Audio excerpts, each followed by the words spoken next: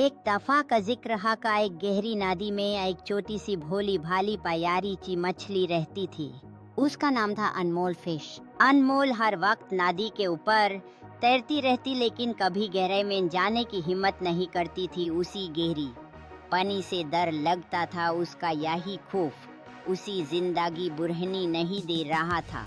अपने इस डर और खौफ को दिल से निकल फेंको, हिम्मत पैदा करो, तुम दुनिया पर राज करोगी। जब वो वापस आई उसकी आंखों में रोशनी थी। फिर एक दिन एक उसकी फूफो आई जिसका नेम था दो मछली, उसको बहुत प्यार करती थी। दो मछली ने कहा, जहाँ डर होता है वहाँ नया रास्ता छुपा होता है।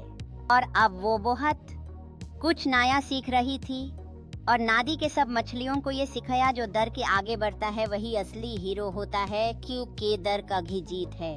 अनमोल ने अपनी फूफो की बातों को बहुत गौर से सुना और अमल किया और हिम्मत की, और पहली बार गहराई में जा उतरी। एक तुम से उसकी जिंदगी बदल गई।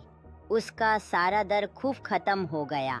अब वो गहरी पानी में भी जा सकती थी।